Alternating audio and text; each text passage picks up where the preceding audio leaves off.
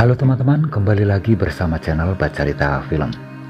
Semoga teman-teman yang menonton video ini selalu diberi kesehatan dan dipermudah segala urusannya. Untuk kali ini Mimin akan membahas sebuah film drama thriller yang menceritakan kehidupan di masa depan, tepatnya pada tahun 2063, di mana semua umat manusia memperebutkan wilayah yang belum tenggelam. Karena di masa depan hanya tinggal beberapa daratan yang tersisa, mengingat semakin meluapnya air laut yang lambat laun menenggelamkan daratan. Dan cerita film akan berfokus pada keempat tentara yang bertugas sebagai penjaga perbatasan. Tugas mereka antara lain selalu mengawasi pergerakan setiap kapal. Bagi siapapun yang melintas tanpa memberikan identitas, maka keempat tentara ini akan menembak mereka hingga tenggelam. Namun seiring waktu, tepatnya 3 tahun kemudian, di mana seharusnya tugas mereka sudah selesai, namun selama itu tidak ada satupun kapal yang menjemput mereka pulang. Dan akhirnya mereka harus bertahan hidup di sebuah pos penjagaan yang berada di tengah laut. Apakah keempat tentara ini akan berhasil selamat dan bisa pulang kembali ke keluarga masing-masing? Dan tanpa berlama-lama, langsung saja ke alur ceritanya. Film dibuka dengan memperlihatkan suasana masa depan, yakni pada tahun 2063, yakni di mana tingginya tingkat polusi dan populasi manusia yang kian semakin bertambah akhirnya membuat bumi yang kita cintai mengalami perubahan, khususnya es yang berada di kutub utara mencair dan menyebabkan terjadinya peningkatan level air di seluruh dunia. Dengan perihal tersebut pada tahun 2063, bumi hanya tinggal memiliki 2 benua yang masih belum terendam oleh air.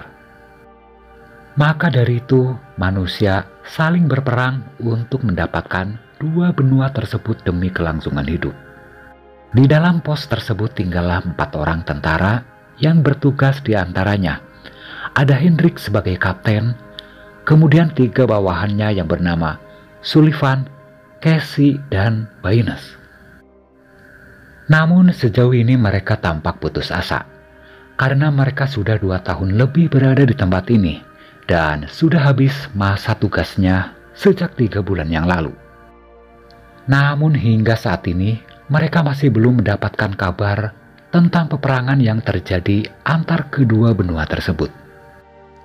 Kemudian di hari berikutnya Sullivan bekerja seperti biasa di depan mesin telegram, yakni membuat laporan pada markas pusat tentang kondisi hari ini yang selalu sama dengan hari kemarin.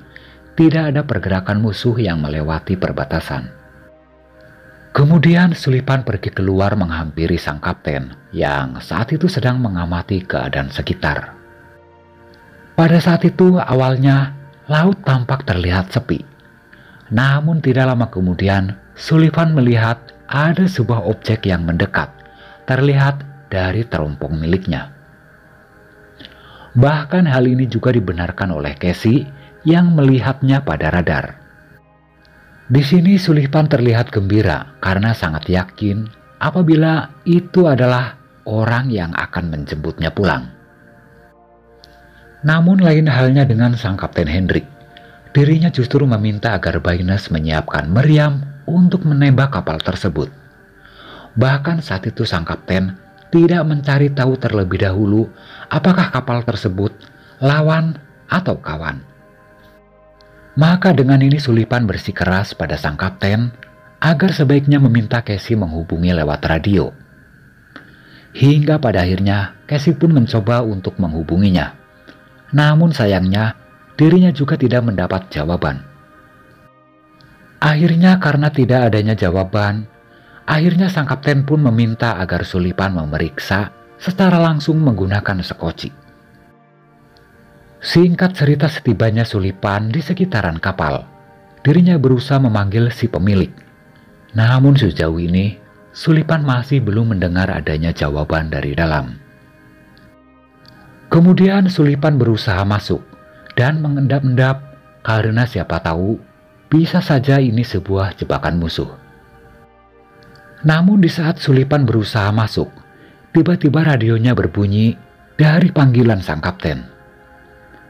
Saat itu Sulipan tidak menjawab panggilan tersebut, dirinya justru mematikan radionya karena Sulipan takut ketahuan oleh para awak kapal ini. Namun setelah Sulipan berhasil masuk, tampaknya kapal ini memang sudah ditinggal oleh pemiliknya. Hal ini semakin membuat Sulipan penasaran. Saat itu dalam keadaan radio mati, Sulipan terus memeriksa kondisi kapal. Bahkan sempat-sempatnya Sulipan memeriksa persediaan makanan di kapal itu. Namun sepertinya makanan tersebut masih layak untuk dikonsumsi. Karena pada dasarnya Sulipan sudah sangat lama tidak merasakan makanan seperti wafer. Bahkan Sulipan saat itu tidak menyadari apabila sang kapten sedang memanggil dirinya melalui radio yang sebelumnya sudah dirinya matikan. Pada saat itu, karena sudah beberapa kali sang kapten memanggil Sulipan yang tidak kunjung menjawab, maka sesuai dengan protokol yang sudah ditetapkan, sang kapten saat itu berencana untuk menembak kapal yang saat ini Sulipan tunggangi. Sementara Casey yang mengetahui hal ini, dirinya berusaha mencegah sang kapten agar sebaiknya bersabar menunggu jawaban dari Sulipan. Namun saat itu sang kapten bersikeras untuk menghidupkan meriam, karena sang kapten menganggap bila kapal tersebut adalah kapal musuh yang berusaha melintas perbatasan. Adapun Sulipan yang masih berada di dalam kapal, itu sudah menjadi resiko Sulipan karena tidak kunjung menjawab panggilannya. Begitulah menurut sang kapten. Saat detik-detik meriam itu diluncurkan, sang kapten untuk yang terakhir kalinya berusaha untuk menghubungi Sulipan. Namun untungnya di sini Sulipan kebetulan sudah mengaktifkan kembali radionya. Hingga pada akhirnya sang kapten pun membatalkan serangannya dan meminta Sulipan agar membawa kapal tersebut ke pos penjagaan. Sementara Casey sebagai pemegang kunci meriam, saat ini bahkan Casey tidak lagi diizinkan memegang kunci meriam oleh sang kapten karena dianggap Casey tidak patuh terhadap dirinya. Kemudian sesampainya kapal di pos penjagaan, sang kapten pun memeriksa kapal tersebut dan mulai menginvestigasi mengapa bisa kapal ini ditinggalkan oleh pemiliknya. Untuk memastikan perihal kapal tersebut, Sulipan dan teman-temannya sepakat untuk mengirim pesan ke markas melalui telegram. Namun sayangnya tidak ada jawaban mengenai soal kapal tersebut. Dan alih-alih, ternyata selama ini kantor pusat bukan hanya tidak merespon telegram mereka, melainkan di kantor pusat sana sepertinya sudah ditinggalkan oleh penjaganya. Kemudian di malam harinya Sulipan dan Baynes, mereka berdua mulai merencanakan sesuatu, antara lain untuk kabur dari tempat ini secara diam-diam menggunakan kapal yang kemarin dirinya temukan. Setelah kesepakatan dibuat, kemudian Sulipan juga mengajak Casey untuk bergabung dengan rencananya tanpa sepengetahuan sang kapten. Namun sepertinya Casey tidak setuju dengan pelarian tersebut, karena dirinya sadar bila rencana ini diketahui oleh Kapten Hendrik, maka di sini Kapten Hendrik tidak akan segan-segan menembak kapalnya dengan meriam ketika hendak meninggalkan tempat ini. Kemudian di keesokan harinya, Sulipan dan Baynes secara diam-diam berusaha memperbaiki mesin kapal tersebut, hingga pada akhirnya mesin kapal pun berhasil diperbaiki.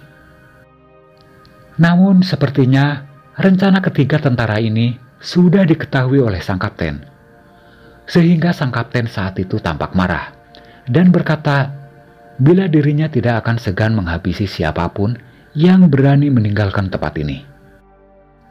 Kemudian di malam harinya, tiba-tiba sang kapten tampaknya berpikir bila seseorang harus ada yang melapor ke markas utama. Maka dengan ini sang kapten meminta agar Sulipan dan Baynes pergi ke markas menggunakan kapal sementara dirinya akan menunggu di tempat ini bersama Casey. Kemudian di keesokan harinya, seharusnya Sullivan dan Baynes pergi meninggalkan tempat itu. Namun pagi itu, tiba-tiba sebuah alarm berbunyi karena ada sebuah objek yang mendekat. Antara lain, sebuah kapal yang berusaha mendekat. Kemudian di sini sang kapten meminta agar Baynes dan Sullivan agar segera menembak kapal tersebut. Meskipun pada awalnya Sullivan dan Baynes menolak, namun ternyata sang kapten sengaja menembak Baynes ke bagian telinganya karena dianggap sudah membantah perintahnya. Akhirnya mau tidak mau mereka pun menembak kapal tersebut hingga hancur. Yang padahal Sullivan sangat yakin bila kapal itu adalah kapal yang akan menjemput mereka pulang. Tidak lama kemudian, Casey yang mengetahui hal ini, dirinya pun memukul sang kapten dari belakang hingga pingsan. Setelah sang kapten tidak berdaya, mereka pun menyekap sang kapten ke ruang penyimpanan. Bahkan saat itu Casey berhasil mengambil kunci meriam yang sebelumnya kapten ambil darinya. Setelah sang kapten tidak berdaya, keadaan tampak semakin kacau, khususnya Baynes yang tiba-tiba saat itu berusaha merebut kunci meriam yang berada pada Casey. Pada saat itu Baynes sepertinya sudah tidak lagi peduli dengan keadaan. Dirinya berniat untuk mengaktifkan meriam penghancuran diri. Hal ini Baynes lakukan karena dirinya merasa sudah tidak ada harapan lagi untuk kembali ke daratan. Karena satu-satunya kapal yang menjemput mereka sudah diledakkan gara-gara perintah sang kapten. Namun untungnya di sini Casey dan Sullivan berhasil membujuk Baynes sehingga meriam pun berhasil dinonaktifkan kembali. Singkat cerita, setelah suasana reda, Sullivan yang berniat memeriksa sang kapten, dirinya sangat terkejut karena di ruang penyimpanan kini sang kapten sudah tidak ada, bahkan melihat jendela yang terbuka. Maka dengan ini Sullivan sangat yakin apabila sang kapten sengaja kabur dengan melompat dari jendela. Setelah keberadaan sang kapten tidak diketahui, maka di tempat ini hanya tinggal mereka bertiga. Ketika Sullivan berusaha mencari keberadaan sang kapten di sekitar pos, di sini Sullivan justru melihat tumpukan sampah yang semakin mendekat ke pos penjagaan. Maka di sini Sullivan berpikir, bisa saja di antara sampah tersebut bisa menemukan benda berharga atau makanan yang hanyut dari daratan. Saat itu Sullivan yang masih belum percaya 100% pada Baynes, dirinya pun secara diam-diam memberi pistol pada Casey untuk berjaga-jaga. Siapa tahu di sana Baynes membuat masalah. Singkat cerita, setelah Casey dan Baynes memeriksa tumpukan sampah, di sini Sullivan berniat memeriksa jaring. Siapa tahu ada ikan yang bisa dirinya ambil. Namun alangkah terkejutnya Sullivan ketika dirinya mendapati ada sebuah tangan. Bahkan setelah dirinya mengambil tangan tersebut, ternyata itu adalah mayat sang kapten. Maka dengan ini Sullivan sangat yakin bila sang kapten telah dianiaya oleh Baynes sebelum dilempar ke laut.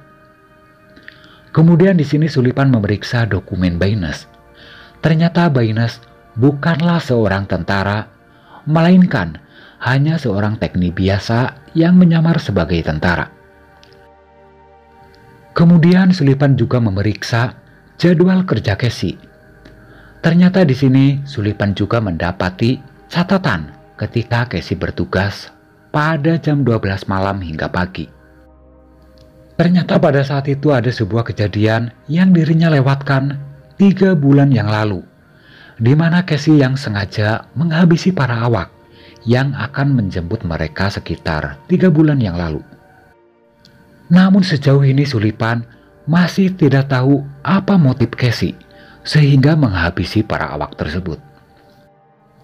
Ketika hal tersebut masih dalam penyelidikan Sullivan, tiba-tiba di sini Casey muncul dan berkata apabila Baynes tiba-tiba melompat ke tumpukan sampah sehingga dirinya tidak bisa menemukan Baynes hingga saat ini. Meskipun saat itu dalam hati Sulipan tidak mempercayai perkataan Casey, namun dirinya tidak berani mengajukan pertanyaan. Bahkan ketika waktunya mereka tidur, Sulipan masih tidak berkata sepatah kata pun pada Casey. Namun di keesokan harinya, tiba-tiba Sulipan sudah tidak ada berada di kamar. Namun tidak lama kemudian, suara Sulipan terdengar dari sebuah radio yang berkata apabila Sulipan sudah mengetahui kejahatan Casey pada teman-temannya. Maka dengan ini, Sulipan sudah tidak peduli lagi dengan semua ini, dan dirinya berniat mengaktifkan meriam untuk penghancuran diri. Namun ketika Sulipan menekan tombol enter, ternyata meriam tersebut tidak bisa diaktifkan. Tampaknya tanpa sepengetahuan mereka, mesin tersebut rupanya sudah disabotase oleh Baynes, karena di sini Baynes adalah seorang teknisi. Karena saat ini tidak ada yang bisa dilakukan oleh Sulipan dan juga Casey, akhirnya di sini mereka berdua sepakat untuk tetap tinggal di tempat tersebut dan tidak akan lagi peduli dengan perang yang saat ini sedang terjadi. Dan cerita pun berakhir sampai di sini.